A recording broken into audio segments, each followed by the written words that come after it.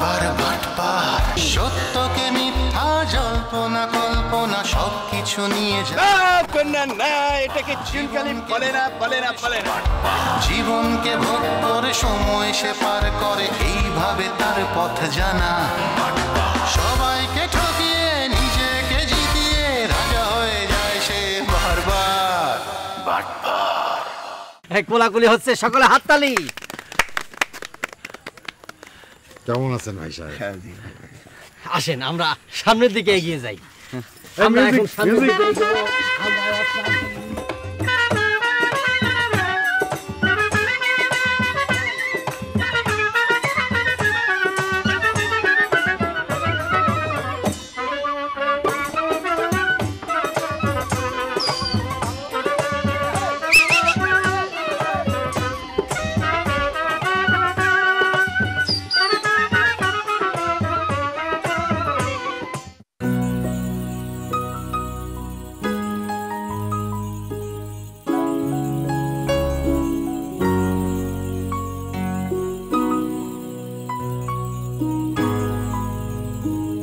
হাসি আসেনি?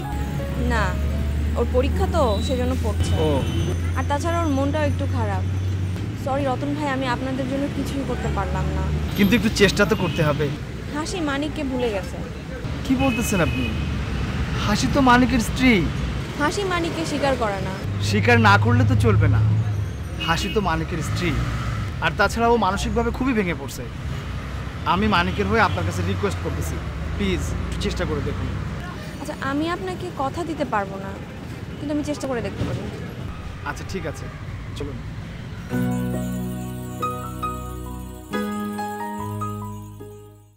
না, যদি ধরো একটা কর্নেট থাকতো তাহলেই কিন্তু জিনিসটা ফাটাফাটি হয়ে যায়। কর্নেটটা থাকি।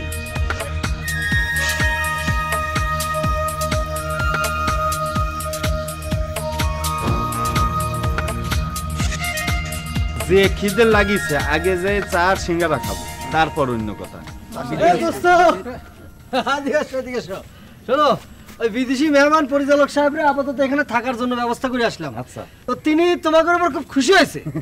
খুশি হয়ে প্রত্যেকের জন্য 100 টাকা করে মোট 1 2 3 4 5 6 600 টাকা বকশিশ দিয়েছে। তোমরা সবাই নিয়ে দিয়ে ভাগ করে নিয়ে চলে যাও। এটা কি দিচ্ছ? ধরো দাও তোমারটা। কইছো রসগোল্লা খাওয়াবা, এখন দুজন বাতাসা ধরাই দিয়ে চলে যাচ্ছ। হ্যাঁ বন্ধু, তুমি এগুলি কি করছো? কি করছে রে ভাই? আমি কখন তোমারে বললাম যে রসগোল্লা খাওয়াবো তোমাকে? ও কিছুই বুঝতে পারতেছ না? না টাউটারি করবা না, একদম ফতমা ফাটায় দেবো। বন্ধু মানুষ তো। এই তুমি আমাকে ক্লাব ঘরে যায় কয়ে আসনি যে এই বিলেতি মেহমানের সম্বর্ধনা যদি আমরা দিই তাহলে 5000 টাকা দেবা? এ কইছে না? খালি তাই নাকি? বলেছে ক্লাবের জন্য যত যন্ত্রপাতি লাগবে সব নিজে হাতে কিনে দেবে।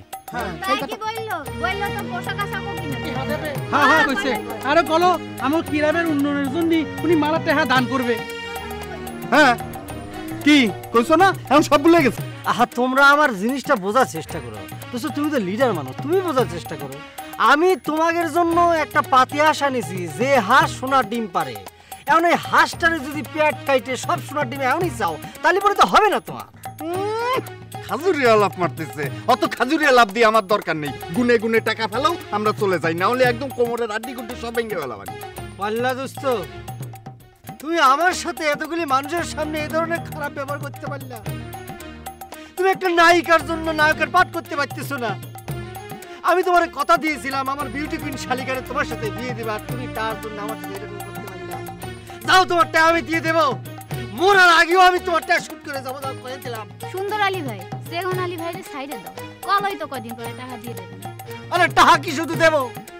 আমি কথা দিচ্ছি তোমাকে, এই মেহমান বিদেশ থেকে দিয়ে আসছে, তার আমি ক্লাবে নিয়ে যাব। ক্লাবের উন্নয়নের জন্য 1 লাখ টাকা যেন ডোনেশন দেয়, সেই ব্যবস্থা আমি করে দেবো, করে দিচ্ছি। এখন লম্বা লম্বা চাটাম দিচ্ছ, দেখবানি কতদূর কি করো, কতদূর সত্যি হয় ঘটনা। আর যদি তুমি হাতটা নামায় কথা কও না বন্ধু। টাহা দিয়ে হাত নামায়ও, যদি টাহা না দাও তাহলে কিন্তু তোমার শরীরের আড্ডি আটটাও থাকবে না। এ চল। এ বন্ধু, দাও টাকা খান নিয়ে নাও। আরে রাখো তোমার টাকা। বন্ধু, তুমি সবসময় ঘাউরামি করো, টাকা কেউ ফেরত নেয়? হইরের মতো টাকা দিচ্ছে। তুমি যে কি করো না বন্ধু, আমি তো তোমার জন্য জান দিয়ে দিই, তুমি এটা বোঝো না। যাও। ওরে সুন্দরালি বন্ধু আমার, আর তুই তো মঞ্চে অভিনয় করিস রে, আর আমি করি প্র্যাকটিক্যাল।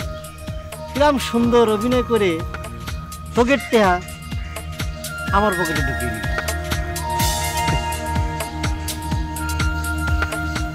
তুমি কি এই ব্যাপারটা নিয়ে আরেকবার ভেবে দেখবে হাসি?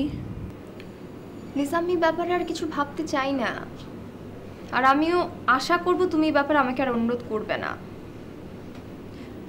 তুমি যদি আর বেশি পিড়াপিড়ি করো, আমি কিন্তু কাল এখান থেকে চলে যাব। তুমি এখান থেকে চলে যেতে চাইলে কি তোমাকে আমরা যেতে দেবো হাসি? আন্টি আপনিই বলেন, ও আমাকে সেই প্রতারকের সাথে কম্প্রোমাইজ করতে বলছে।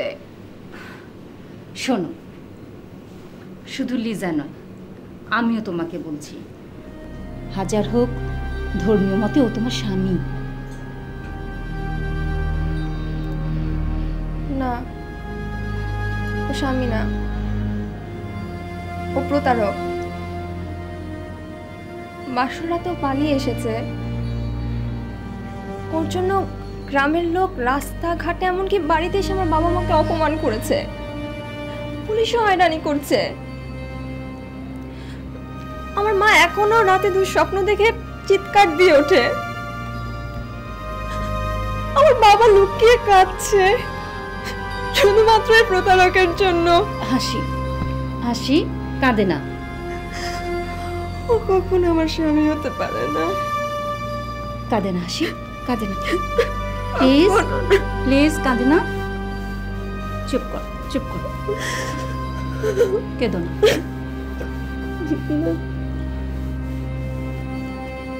বস, ওই যে জমিগুলি দেখতেছেন না, ওই যে দূরে আরো যে দেখা যাচ্ছে জলার মতো, সবগুলি আমি পছন্দ করেছি।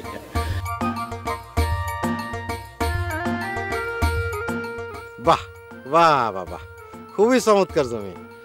তুই তো করিত কর্মা লোক আছিস রে। আপনি যদি চান বস, তাহলে পরে পুরো গ্রাম আমি কিনে দেওয়ার ব্যবস্থা করতে পারি। আরে ব্যাককল, পুরো গ্রাম কিনা কি করবি? তাহলে গ্রামের লোকজন থাকবো কই? শোন, এখন থেকে ওই ল্যাথারিজম জমি দেখ। এটা আবার কি ধরনের জমি? সমাজে ওই যে ল্যাংরা, খুরা, কানা, লুলা, এগুলো দেখছস? ওখানে কি আপনি দান খরচ করবেন নাকি? আরে ব্যাককল, আমার তোর খায় দেয় কাম নাই, আমি দান খরাত করি। শোন, যে সমস্ত জমি ওই যে পানির নিচে জলা ডোবা ফসলা দিয়ে হয় না, তারপরে কেস কামারি আছে, এই সমস্ত জমি দেখ। এইসব জমি দিয়ে আপনি কি করবেন? তোরা তো বুঝে কাম নাই, তোরা যেটা কইছি সেটা কর। আচ্ছা ঠিক আছে, ঠিক আছে বস, আমি দেখতেছি।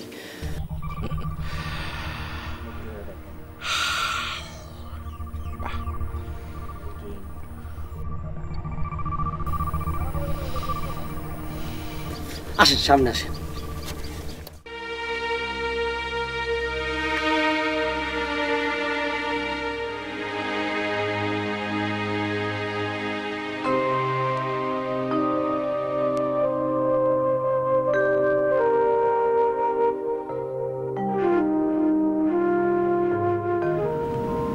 সরি মানিক, তোর জন্য বোধহয় কিছুই করতে পারলাম না। কিছুক্ষণ আগে লিজা ফোন করেছিল, সে বলল হাসি তার মত পাল্টাবে না। লিজার মাও অনেক বুঝিয়েছে তাকে, কোনো কাজ হয়নি। তুই বরং ভুলে যা হাসিকে। সম্ভব না, আমার পক্ষে ওকে ভোলা সম্ভব না। ও আমার বিবাহিত স্ত্রী। ইডিয়েট, জোর করে ভালোবাসা আদায় করতে চাস তুই? হ্যাঁ, প্রয়োজনে তাই করব। ভুল তো মানুষই করে, আমিও ভুল করেছি, কিন্তু প্রতিটা ভুলেরই তো একটা সংশোধন থাকে। সবাই সুযোগ পায়, আমি কেন পাবো না? আমি তো চাইলে অন্য কাউকে বিয়ে করতে পারতাম, আমি তো সেটা করিনি। আমি তোকে ভালোবাসি, কেন বুঝবে না ও সেটা? ভাইজান,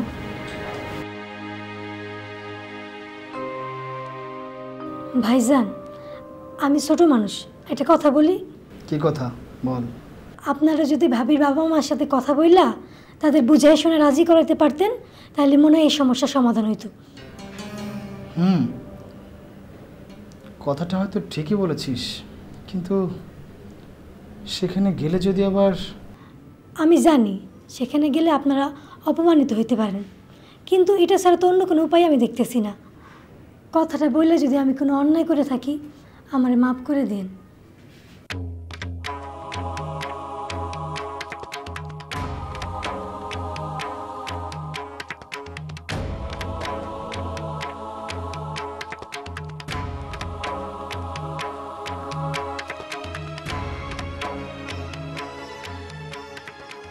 কেন রেখেছো বলো?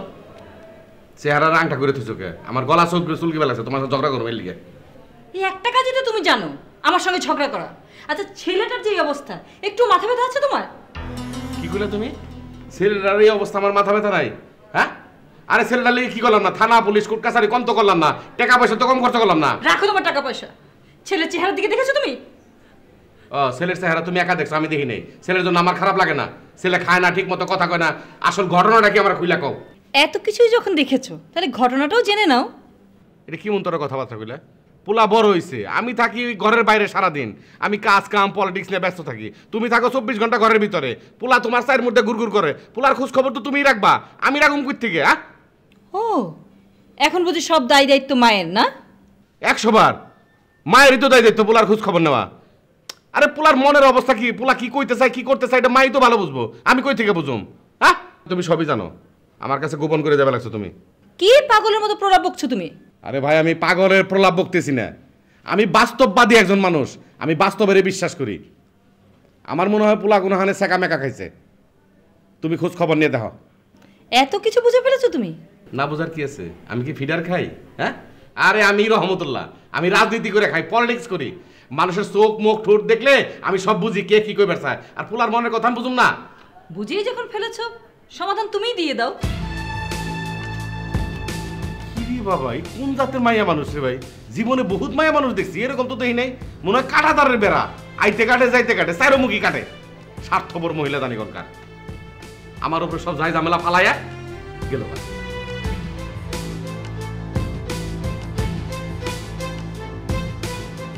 এই কই গেলা হয় দিকে? তুই বুঝতে পারছিস কি বলছিস? তুই তুই যাবি হাসিতে বাড়িতে?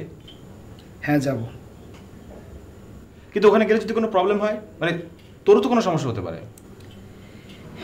আর যাই হোক, মেরে তো ফেলতে পারবে না। কাম অন, আমি সিরিয়াসলি বলছি। আমিও সিরিয়াসলি বলছি বিষয়টা। হাসিকে বিয়ে করেছিস তুই, একবার ভেবে দেখেছিস তুই ওখানে গেলে তোর কি উপায় হবে? আর তাছাড়া ওখানে যাচ্ছি আমি অন্য একটা উদ্দেশ্য নিয়ে। কি উদ্দেশ্য? সেটা এখন আমি কাউকেই বলবো না, সময় হলে বলবো। আর আসল উদ্দেশ্য হলো হাসির মা বাবাকে বোঝানো যে আমরা প্রতারণার শিকার, আমি ইচ্ছে করে কাজটি করিনি। দেখ, যা ভালো মনে করিস। আবার বসতে গেল কেন?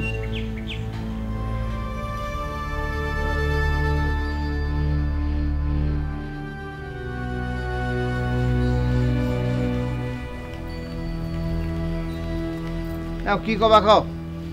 একটু এই যে পশ্চিম দিকে মুখ ফিরাই বসেন তো। পশ্চিম দিকে মুখ ফিরাই বসতে হবে কেন?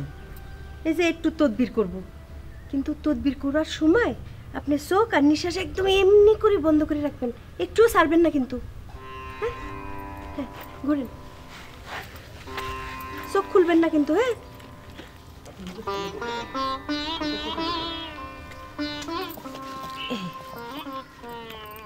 বিসমিল্লাহ।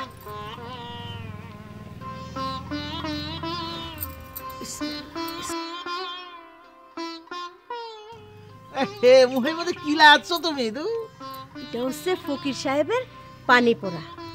এই পানি পড়া মুখে লাগানো থাকলে পরে ওই দারোগা সাহেব আপনার সঙ্গে কোনো খারাপ ব্যবহার করতে পারবে না। খবরদার পানি মুছবেন না কিন্তু, মুছবেন না। আচ্ছা ঠিক আছে, শোনো শোনো, একটা কথা বলি। এই যে জীবনে আমি নিজে কোনোদিন অন্যায় করিনি, সেজন্য আল্লাহ ছাড়া করে আমি ভয় পাই না, বুঝছো?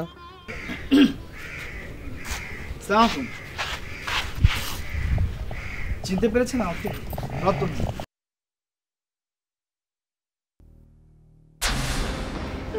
আমার বাসায় ঢুকছিস কি? তুই আমার বাসায় ঢুকছিস? এই সারে তো কি করতেছেন? কি করতেছেন আপনি? এই মানুষের গায়ে হাত দিতে আনো দেন। হাসি আপা শুনেন, আপনি কি করতেছেন? হাসি আপা তুই শুনেন।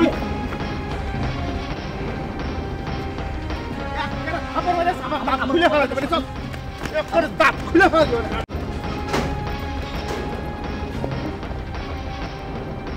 আল্লাহ আমি তো মোবাইলও চালাতে পারি না হাসিকে যদি করতে পারতাম হাসি একটা বুদ্ধি দিতে পারতো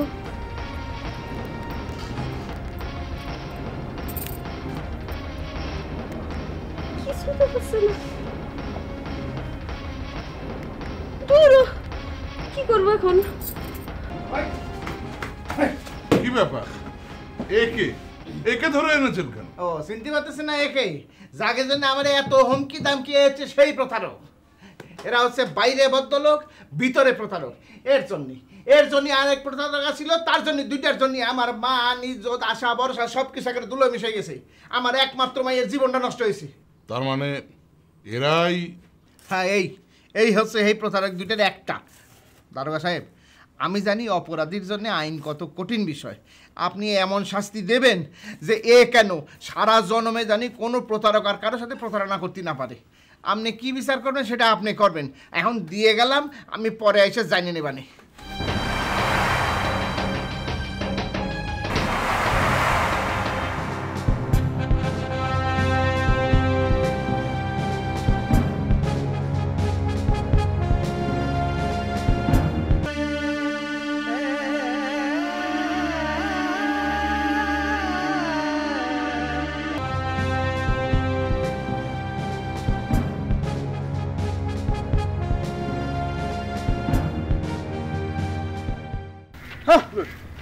এসব খাস জমি তোরে কিটা দেওয়া যাবে ভাই এটা সরকারি জমি এখানে ধান্দা আছে ভাই তোর ধান নামান দান বাদ দে তোর যেটা করতে হবে আমি বলি তুই মনোযোগ দিয়ে শোন এতিম বিধবা স্বামী পরিত্যক্তা যেসব মানুষ আছে মানে দুর্বল শ্রেণীর মানুষ তাদের কাগজপত্র আনতে হবে এখন আমাদের যেটা সবচেয়ে বেশি প্রয়োজন সেটা হলো সুপার ডিলাক্স ভিলেজ সিটির জন্য একটা অফিস ও তাই ভাই ওই যে আমাদের এলাকার ক্লাব ঘরটা আছে না সেটা তো আমাদের ইউজ হচ্ছে না আপাতত সেটাকে অফিস বানালি হয় না না এটা ভালো কথা কইছিস হতে পারে দেখি চেয়ারম্যান সাহেবের সাথে কথা বলি একটা ক্লিয়ারেন্স নিয়ে নিব না কিন্তু গডফাদারের তো একটা ভালো থাকার ব্যবস্থা করতে হবে রে কেন ভাই সে তো আসি এই তুই করছিস কি তোর দিয়ে আপ ডাউন জ্ঞান কমে গেছে রে উনি কি এলিতেলি মানুষ এমপি মিনিস্টারের সাথে চলাফেরা করে আরে কি এরকম খোয়ার মধ্যে রাখ পরে উনি বরফ কলের মধ্যে থাকে বুঝতে পারছিস কও কি ভাই আমাদের গডফাদারই বরফ কলের মধ্যেই থাকে তার কি থাকার কোনো জায়গা নেই